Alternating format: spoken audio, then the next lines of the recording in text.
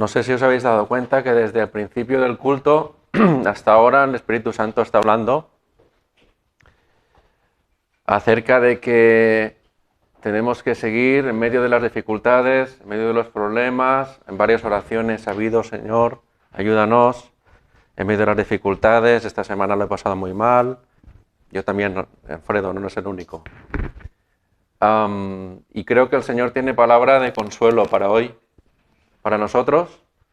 Y sobre todo creo que, aunque no es el texto base, hay un texto en Romanos 8, 28, que creo que es el texto para hoy, que dice que, y sabemos que los que aman a Dios, todas las cosas les ayudan a bien. Esto es, a los que conforme a su propósito son llamados. Y todas las cosas son todas las cosas. Todo en griego es todo. En hebreo es todo. En español, todo es todo. ¿Sí o no? Y creo que ese bombón, esa píldora, ese pedazo de tesoro de este versículo, es algo con lo que debemos anclarnos. Es ese ancla en momentos donde la tempestad, donde el viento, donde el oleaje en nuestras vidas es fuerte. Toda la palabra es nuestra ancla. Pero hay versículos, hay promesas que son para nosotros y que se hacen palabra viva. Y sabemos que a los que aman a Dios, todas las cosas ayudan a bien. Claro, amo a Dios, a los que aman a Dios. Bueno, porque el Señor desde el principio a que me puse a orar para hoy, ya me dio la palabra, me dio el tema. El propósito del sufrimiento. Porque necesitamos recordar, aprender, entender que todo lo que nos pasa, Dios lo permite. Hay sufrimientos que nos los buscamos nosotros. Hay sufrimientos que nos lo buscamos nosotros por nuestras malas decisiones. Dice 1 de Pedro 4:15, no lo busquéis. Dice, ninguno de vosotros padezca como homicida o ladrón o malhechor o por entrometerse en lo ajeno. Pero hay sufrimientos que Dios los permite y que incluso Él envía. Que son para nuestro bien. Que son para nuestro bien. Por favor, buscar en la palabra 2 de Corintios, capítulo 12.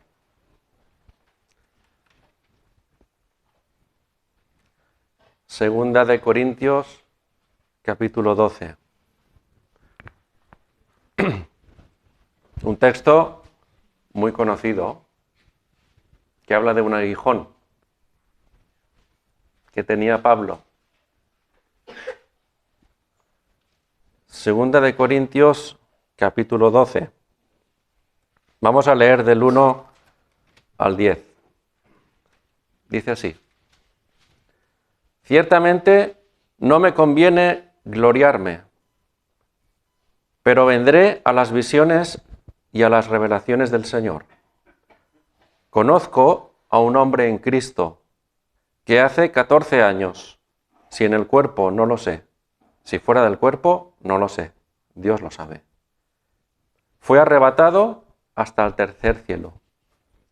Y conozco al tal hombre, si en el cuerpo o fuera del cuerpo no lo sé, Dios lo sabe, que fue arrebatado al paraíso, donde oyó palabras inefables que no le es dado al hombre expresar.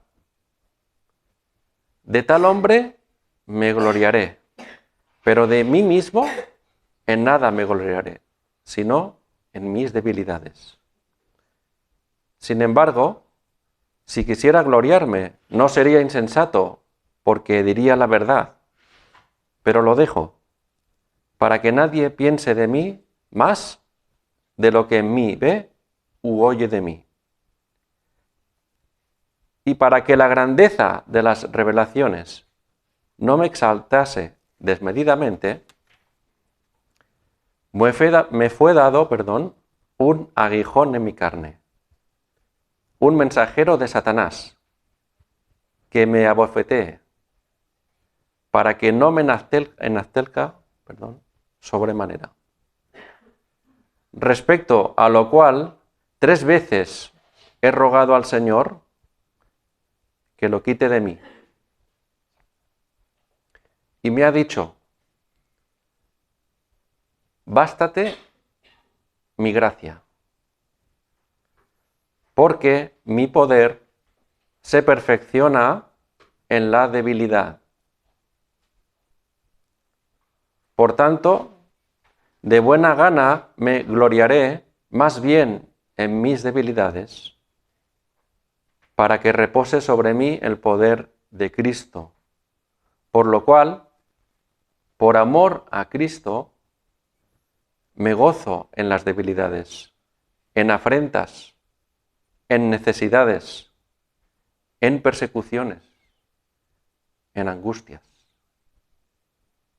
Porque cuando soy débil, entonces soy fuerte. Amén. Cuando soy débil, entonces soy fuerte. ¿Qué me estás contando? Si es al revés, ¿no? Es cuando estás fuerte. Y el reino de Dios siempre las cosas son al revés de lo que el mundo enseña. En el reino de Dios las cosas siempre son al revés de lo que el mundo dice. Que sufra el seguidor de Cristo es normal. ¿Es justo? Que alguien que ha entregado su vida al Señor pase por angustias, tragedias, dolor, persecución, enfermedades, etc., no es fácil de entender, y menos de explicar. Se tiene la falsa idea, quizás alguno habrá por ahí, que al convertirse a Cristo, automáticamente la hipoteca te desaparece. Que tu cuerpo se autorregenera, ya no hay más enfermedades. Que serás prosperado en todo. Siempre. Que no tendrás problemas. Nunca. Bueno, si leemos la palabra de Dios con atención, yo veo desde el principio y hasta el final una línea de sufrimiento. Nos dice el salmista: muchas son las aflicciones del justo, pero de todas ellas lo libra el Señor. Y alguien puede decir: bueno, ¿seguro?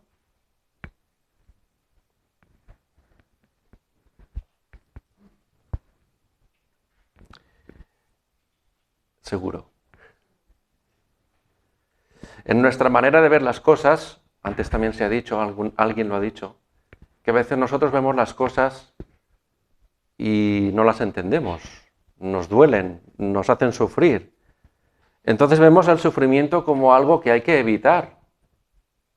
Es algo malo. ¿A quién le gusta sufrir? Que levante la mano. A ver, ¿cuántas manos levantadas? No hay ninguna. A nadie nos gusta sufrir, a mí tampoco. Nadie queremos sufrir. Pero la manera de ver las cosas de Dios son diferentes.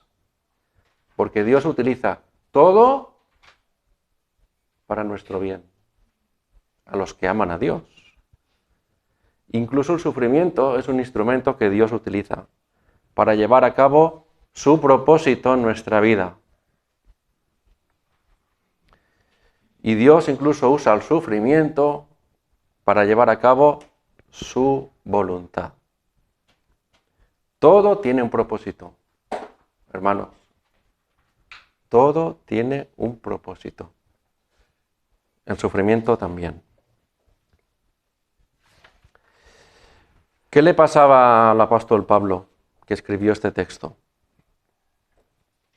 Él está escribiendo esta carta a la iglesia de Corinto y en el contexto inmediato él lo que está haciendo es defender su ministerio apostólico, porque había algún grupo, había alguien que, bueno, cuestionaba un poquito a este de tal Pablo de Tarso, apóstol, bueno, ¿y este de dónde ha salido? Este no es uno de los 12.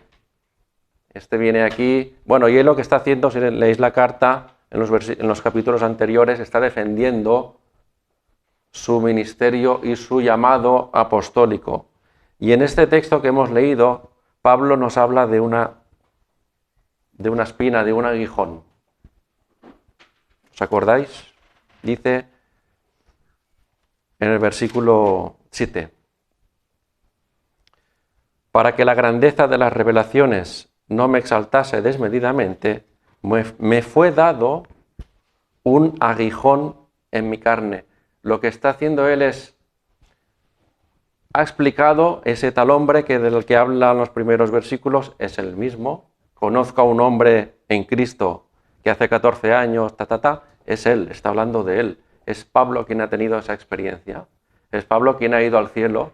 Es Pablo quien el Señor le ha enseñado, le ha revelado el paraíso. Es él mismo. Dice, pero para que yo no me enaltezca, no chulee, en palabras llanas, para que no me enorgullezca, para que no me hinche, me fue dado un aguijón en mi carne. Bueno, ¿qué es este aguijón? No se sabe a ciencia cierta. Algunos dicen que puede ser una enfermedad que tenía en los ojos. Acordaros que cuando Pablo se convirtió, apareció la luz del Señor y Pablo perdió la vista. Durante 3 días se quedó ciego. Y en algunos estudiosos dicen que Pablo, pues después de esa experiencia, después de recobrar la vista, ya nunca tuvo una vista perfecta, tenía problemas en sus ojos. Gálatas 4:15, no lo voy a leer, pero él escribe, dice, mirad con cuán grandes letras os escribo, yo Pablo, y algunos dicen, algunos teóricos, que él tenía que escribir grande para poder ver lo que leía y lo que escribía. Bueno, otros dicen que Pablo tenía problemas al hablar, era tartamudo. Otros dicen que él tenía otra enfermedad, que si estaba cojo. Otros dicen que no, que este aguijón era de carácter espiritual, relacionado quizás con su pasado, relacionado con que él fue un perseguidor de la iglesia y por lo tanto como que se le recordaba constantemente de quién había sido, de lo malo que era, ¿no? O que había sido. Otros dicen que este aguijón era su preocupación constante por las iglesias.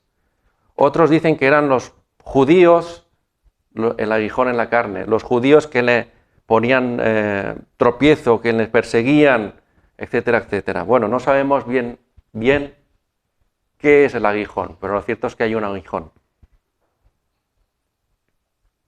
Y tampoco lo importante es saber qué es el aguijón, sino por qué ese aguijón. Fuera lo que fuera, dice que era un mensajero de Satanás.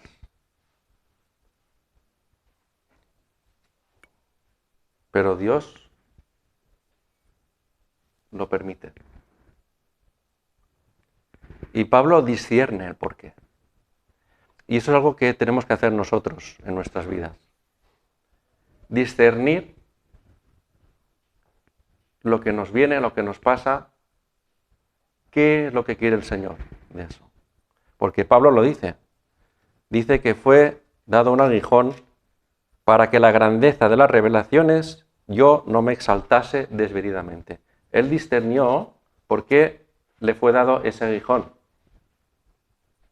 Porque tenía un peligro, una tentación muy grande y era, yo soy Pablo, yo soy un crack.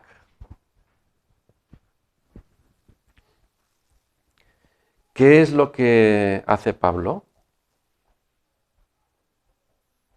Ora. Nos dice que por 3 veces le ruega al Señor que quite eso de su vida. 3 veces. Y tenemos que entender que no son 3 martes en la reunión de oración que oró esto y ya después ya no oró. No. Entiendo yo y creo que es así. En 3 periodos de su vida, que él, una oración constante de su vida es: Señor, quítame esto. Señor, líbrame de esto. Señor, yo no quiero esto. ¿Cuál fue la respuesta de Dios? Y creo que esto es palabra para ti y para mí hoy. Además, si buscamos algo más que esto, nos va a pasar lo que ha dicho el pastor Mati.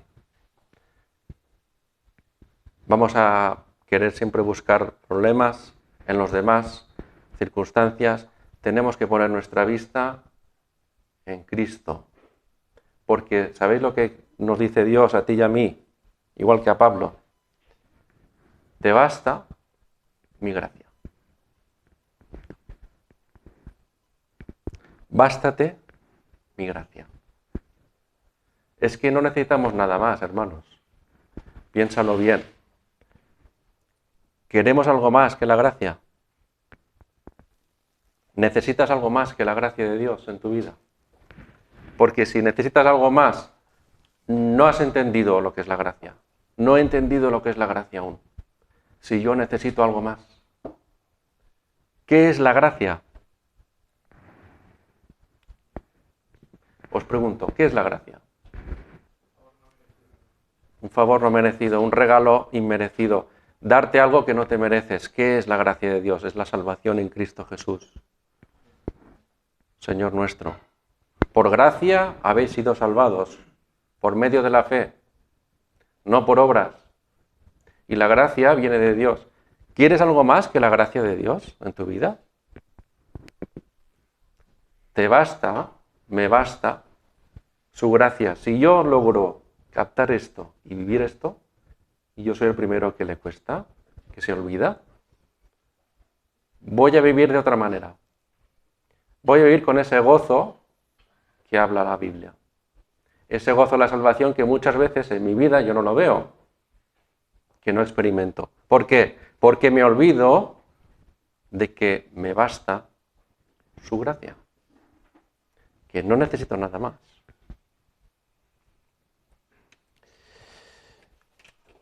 Si hay alguien que tuvo revelación de Dios en esta vida, aparte del Señor Jesucristo, evidentemente Dios hecho hombre, es Pablo. Pablo tuvo muchísimas revelaciones de Dios.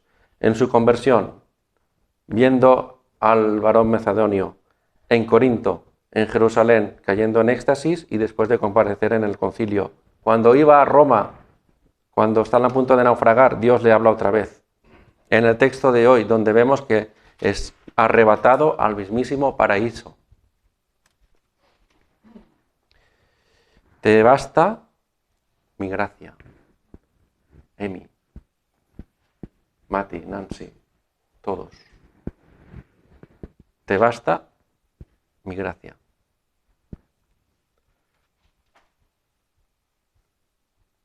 Mi gracia es suficiente.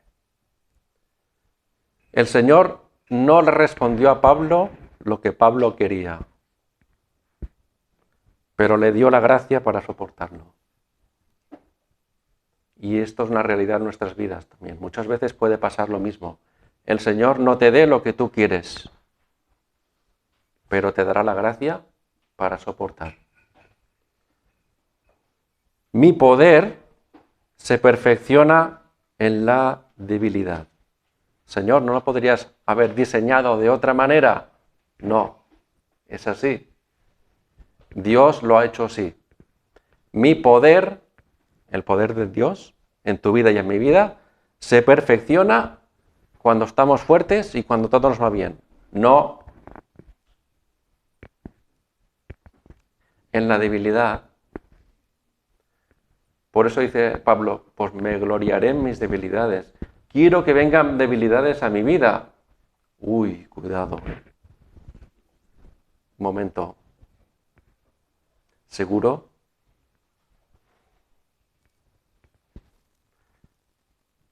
¿Seguro? ¿Tú quieres que el poder de Dios se perfeccione en tu vida?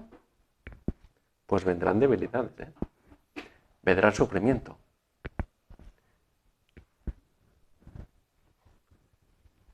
¿Estás escuchando lo que estamos diciendo?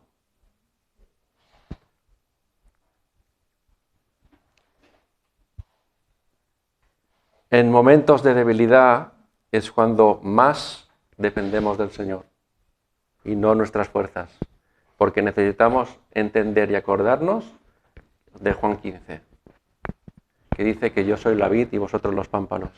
Separados de mí, nada podéis hacer. Experimentamos más nuestra fe no en momentos de victoria, sino en momentos de debilidad.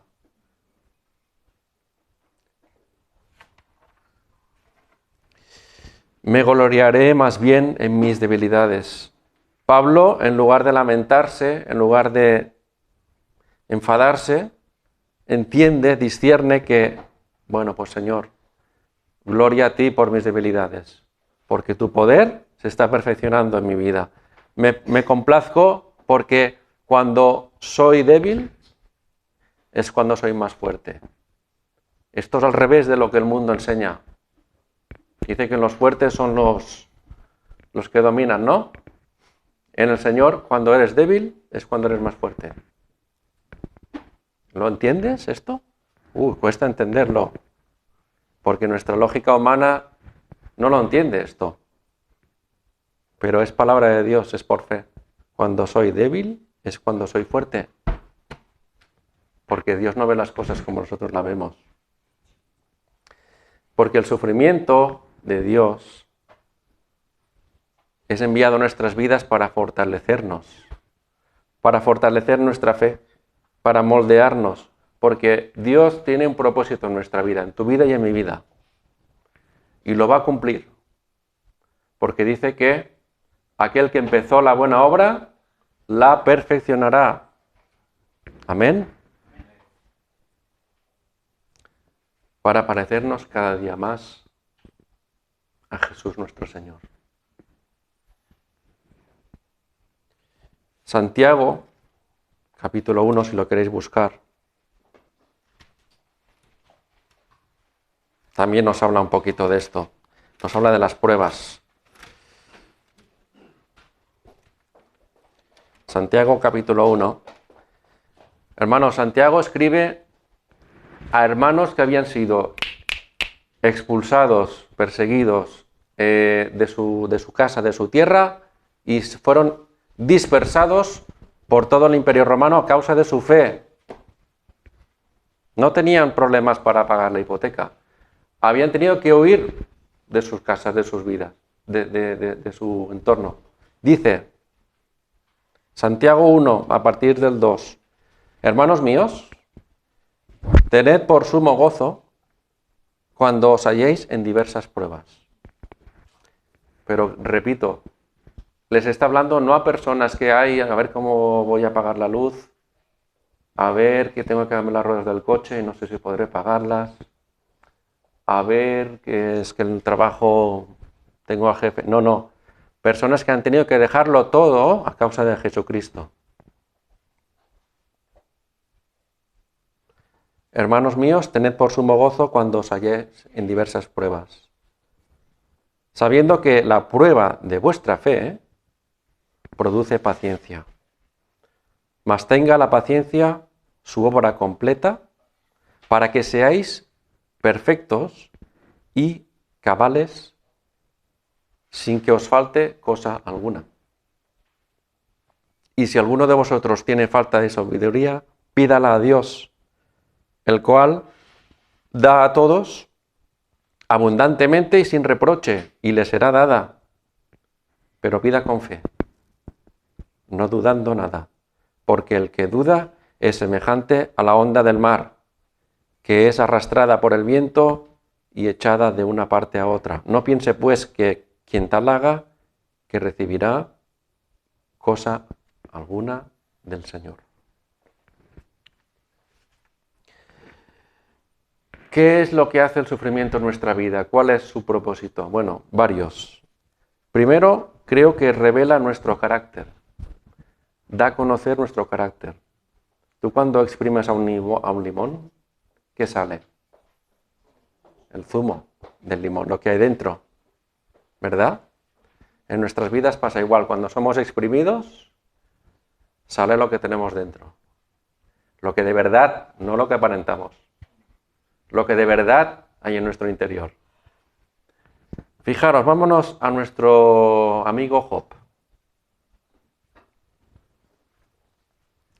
Job capítulo 1.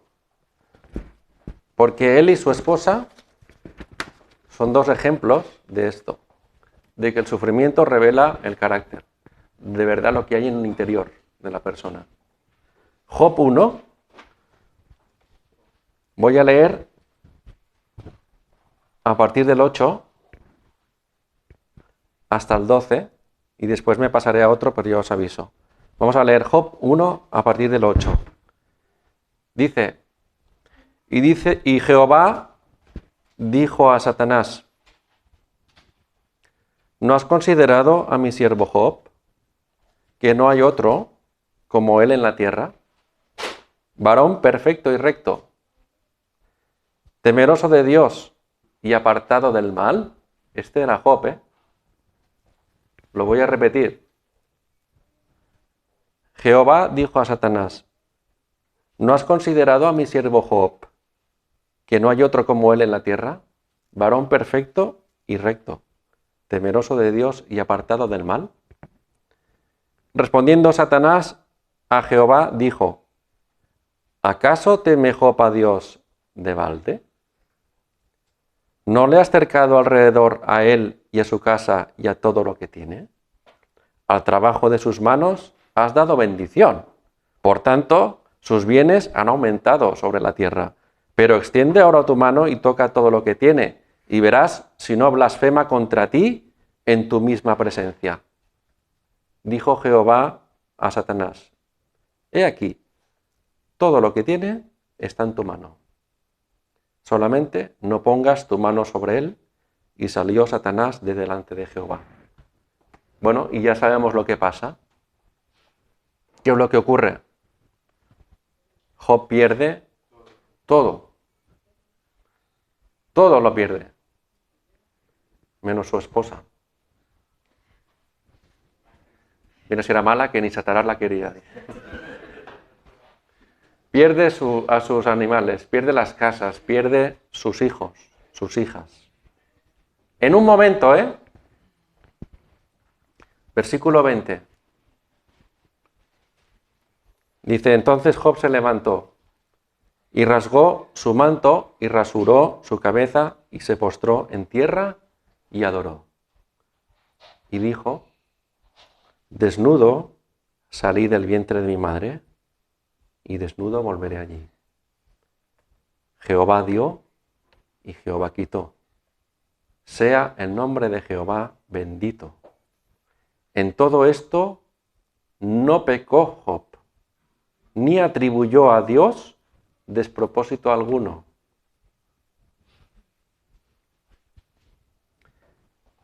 Sale lo que hay dentro de Job en ese momento, en el sufrimiento. Vámonos al capítulo 2, al versículo 9.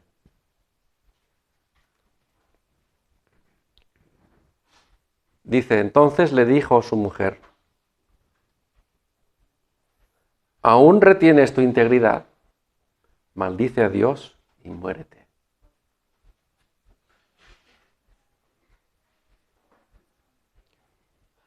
¿Os habéis dado cuenta la diferencia entre Job y su mujer?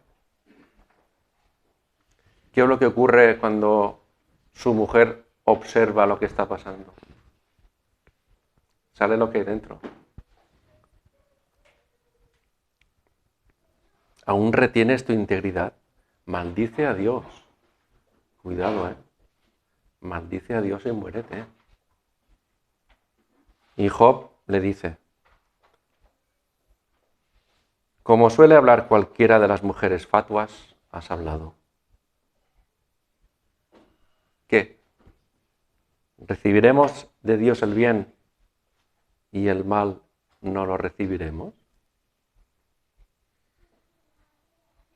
Y la palabra dice, en todo esto no pecó Job con sus labios. Lo que está diciendo Job son verdades. La palabra del Espíritu Santo nos dice que lo que dice Job es cierto. ¿Recibiremos de Dios el bien y el mal no lo recibiremos? Ya sabemos que fue Satanás quien hizo todo el mal. No sale de Dios de, bueno, me apetece ahora, es Satanás quien lo hace, pero Dios lo permite. Y fijaros cómo se acaba el libro de Job. Después de pasar todo esto, Job conoce al Señor de verdad, de oídas. Pero ahora mis ojos te ven. ¿Qué fue necesario para eso? El sufrimiento.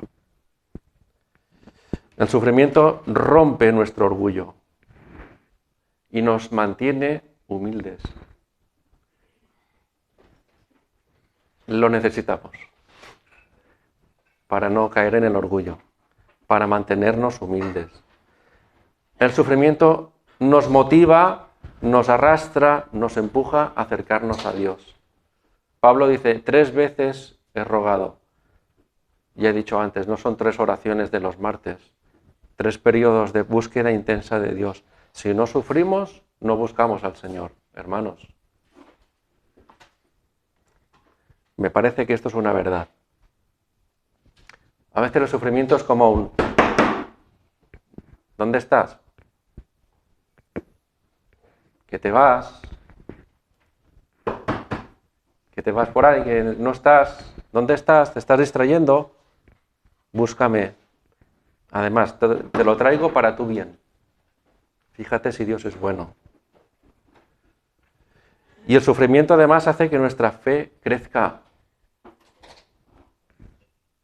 Ayer leíamos en Proverbios 17,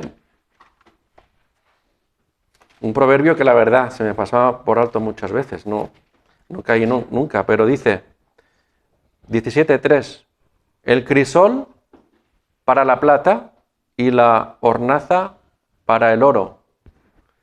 Está hablando de la purificación. ¿Cómo se purifican el oro y la plata? Con fuego, ¿no? ¿Sabéis lo que es la escoria? La escoria es lo que... las impurezas. Las impurezas de cuando el oro está en el fuego, en la superficie de arriba del todo, en la superficie hay pues la escoria, las impurezas. El crisol para la plata y la hornaza para el oro. Pero Jehová prueba los corazones. Jehová prueba tu fe. Jehová prueba mi fe. ¿Cómo? ¿Que me vaya muy bien? No, con pruebas, con sufrimiento. Es para mi bien, es para tu bien, para que tu fe crezca, para que mi fe crezca. Amén. ¿Cuál debería ser entonces nuestra actitud? Bueno, repito, yo creo que nadie ha levantado la mano cuando yo he dicho, ¿os gusta sufrir? ¿Te gusta sufrir? ¿Lo pasas bien? ¿Lo quieres? Nadie hemos hecho así, yo tampoco. No queremos sufrir, pero hermanos, ¿cómo deberíamos ver el sufrimiento? El sufrimiento que es bueno para nosotros, no el que nos hemos buscado, sino el que Dios permite, el que trae. Pues deberíamos ver al sufrimiento no como algo malo, sino como un instrumento en las manos del Señor. Y dice, Romanos 5, 3 y 5, no solo esto, sino que también nos gloriamos en las tribulaciones, sabiendo que la tribulación produce paciencia, lo mismo que ha dicho Santiago. Y la paciencia, prueba. Y la prueba, esperanza. Y la esperanza, no avergüenza, porque el amor de Dios ha sido derramado en nuestros corazones por el Espíritu Santo que nos fue dado. No deberíamos preguntarle a Dios, entonces, ¿por qué? Es lo primero que nos sale. ¿Verdad? Señor, ¿por qué esto? ¿Por qué? ¿Qué he hecho yo para merecer esto? ¿Por qué me está pasando esto? No es la pregunta correcta. La pregunta correcta es, Señor, ¿qué me quieres enseñar con todo esto? ¿Qué tengo que aprender? ¿Qué me enseñas en tu palabra de esto? ¿Qué es lo que hay en mí que tú quieres que yo cambie? ¿Qué necesito aprender de todo esto que me está pasando? ¿Qué me quieres enseñar? Esa es la pregunta. Olvidémonos de los porqués y vayamos al para qué. ¿Para qué, Señor? Confío en tu palabra, confío que las promesas son verdaderas y confío que todos los que te aman, todas las cosas son para bien. Esto que me está pasando, este sufrimiento que estoy experimentando, ¿para qué lo traes a mi vida? ¿Qué es lo que me quieres enseñar? Y el Señor nos lo dirá. Concluyo.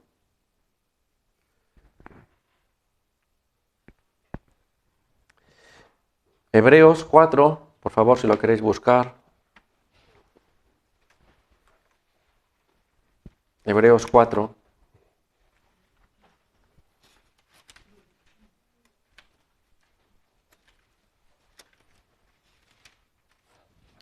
A partir del versículo 14.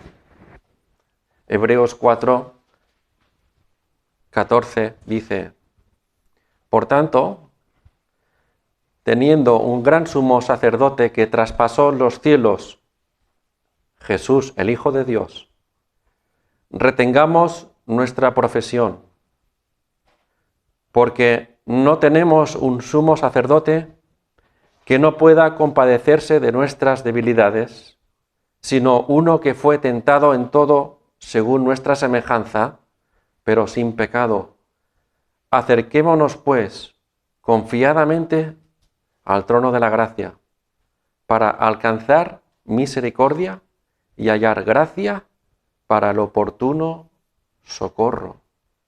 Nosotros que servimos a Jesús, que seguimos a Jesús, tenemos que descansar en estas palabras. Jesús te entiende. Jesús te entiende. Jesús te ve. Jesús te comprende. Dice aquí que Él fue tentado en todo, según nuestra semejanza. El Señor sufrió. Y sufrió tanto que sudó gotas de sangre en el Getsemaní. Y después fue clavado en la cruz. Y sufrió. Y murió. Y resucitó. Y volverá. Amén. Gloria al Señor por eso. Entonces, Él sabe, hermanos, Él sabe lo que es el sufrimiento. Él sabe lo que es vivir aquí. Él sabe lo que es tener miedo, lo que es tener tristeza, lo que es experimentar la soledad, la traición.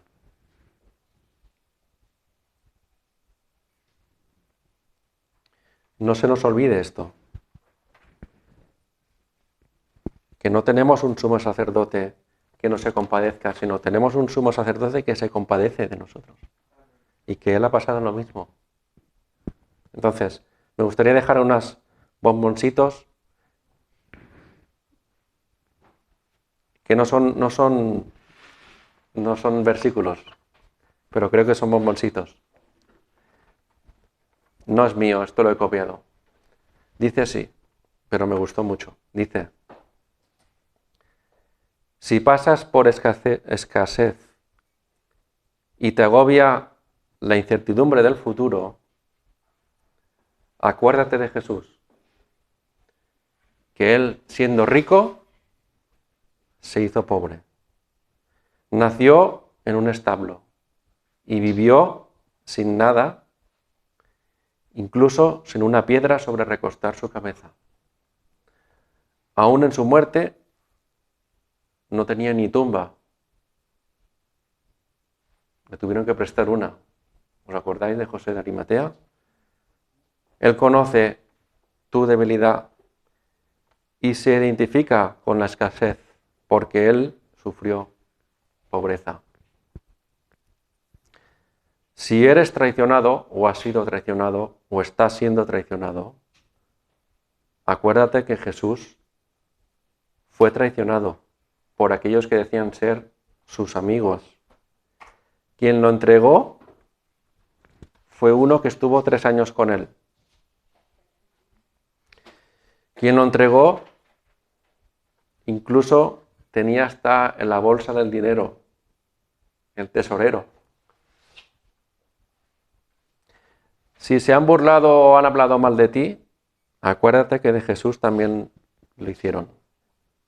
Le llamaron hijo de fornicación, que hacía las cosas por Belcebú. Lo acusaron de cosas que él no había hecho, le dijeron mentiroso, le insultaron, le desnudaron, le pegaron. Incluso estando clavado le dijeron, si en verdad eres hijo de Dios, bájate de esa cruz.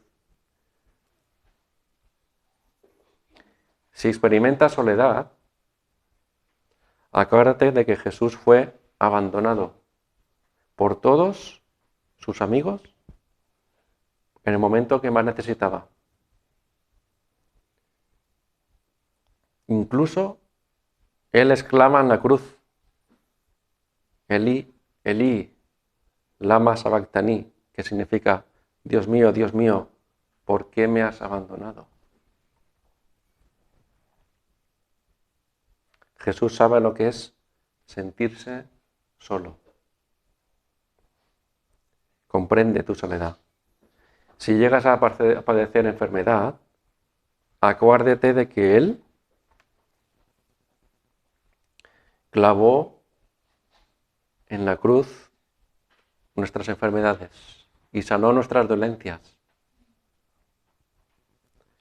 pero que también sufrió heridas, golpes, azotes, espasmos, fiebre y muerte. Él sabe lo que es la oscuridad en medio de los problemas, en medio de todos sus padecimientos, incluso hasta el sol dejó de brillar y hubo oscuridad.